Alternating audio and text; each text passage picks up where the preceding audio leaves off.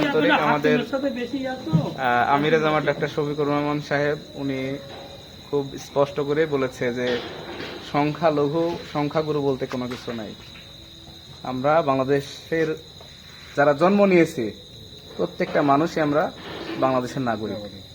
যখন সংখ্যালঘু বলা হয় তখন কিন্তু একটু দ্বিতীয় শ্রেণী ভাব চলে আসে।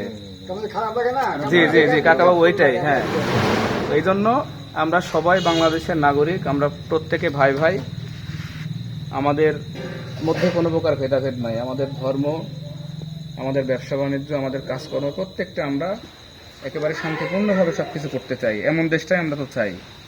তো সেই প্রত্যাশাতে আমরা বাংলাদেশ জামাত ইসলামী পৌর শাখা আমিরে জামাতের নির্দেশনার আলোকে আমরা কাজ করছি। আপনাদের সার্বিক সহযোগিতা, ভালোবাসা, দোয়া সবগুলোই আমাদের দরকার। আমাদের সহযোগিতা থাকবে, আপনাদের পক্ষ থেকে সহযোগিতা করবেন, এটাই আমাদের প্রত্যাশা। তারপরে আমাদের প্রশাসনের ভাইয়েরা আছে কয়েক স্তরের। আমরা গতকালকে আইন শৃঙ্খলা মিটিং ছিল, এসপি সাহেবের একটা মিটিং ছিল গতকালকে থানাতে।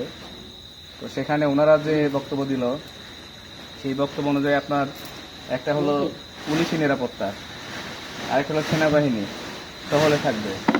এবং সেনাবাহিনীর যিনি ছিলেন উনি আশ্বস্ত করলো যে কোনো জায়গায় 10 মিনিটের মধ্যে আমরা পৌঁছবো।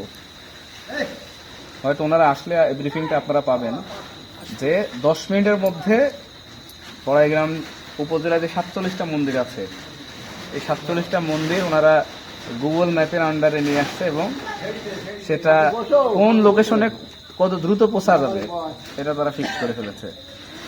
এরপরে তো আনসার সদস্যরা থাকছে, আমাদের বিএনপির ভাইরা থাকছে, আমরা জামাত ইসলামী ছাত্র শিবির আমাদের ভাইরা থাকছে।